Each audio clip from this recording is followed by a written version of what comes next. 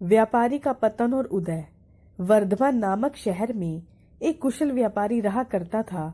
जब उस राज्य के राजा को उसकी कुशलता के बारे में पता चला तो राजा ने उसे अपने राज्य का प्रशासक बना दिया। व्यापारी की कुशलता से आम व्यक्ति से लेकर राजा तक सभी बहुत प्रभावित थे। कुछ समय बाद व्यापारी की लड़की की शादी तय हुई।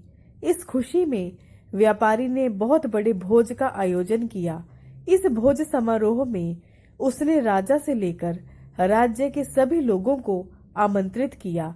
इस समारोह में राजघराने में काम करने वाला एक सेवक भी आया, जो गलती से राज परिवार के सदस्यों के लिए रखी कुर्सी पर बैठ गया। उस सेवक को कुर्सी पर बैठा देख व्यापारी को बहुत गुस्सा आता है। गुस्से में व्यापारी उस सेवक का उपहास कर समारोह से भगा देता है। इससे सेवक को शर्मिंदगी महसूस होती है और वह व्यापारी को सबक सिखाने की ठान लेता है। कुछ दिन बाद जब वह राजा के कमरे की सफाई कर रहा होता है तो उस समय राजा कच्ची नींद में होता है। सेवक मौके का फायदा उठाकर बड़बड़ाना शुरू कर देता है। सेवक बोलता है, व्यापारी की इतनी हिम्मत जो रानी के साथ दुर्व्यवहार करे।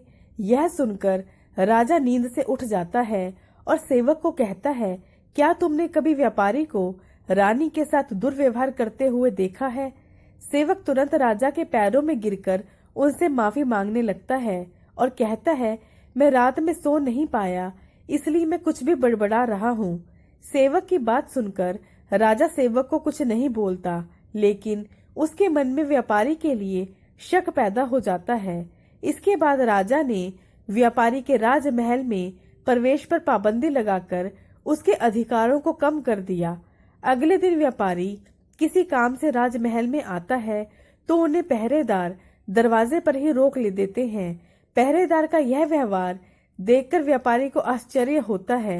वहीं पास में खड़े राजा का सेवक जोर जोर से हंसने लगता है और पहरेदार से कहता है, तुम्हें पता नहीं तुमने किसे रोका है?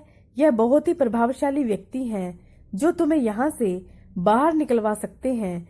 इन्होंने मुझे अपने भोज समारोह से निकलवा दिया था। सेवक की उन बातों को सुनकर व्यापारी को सब समझ में आ जाता है और वह उस सेवक से माफी मांगता है। साथ ही वह उस सेवक को अपने घर दावत के लिए आमंत्रित करता है। व्यापारी ने सेवक को बड़े विनम्र भाव से भोज कराया और कहा कि उस दिन जो भी किया वह गलत था। व्यापारी से सम्मान पाकर सेवक खुश होता है और कहता है कि आप परेशान न हो, राजा से खोया हुआ सम्मान आपको जल्दी वापस दिलाऊंगा।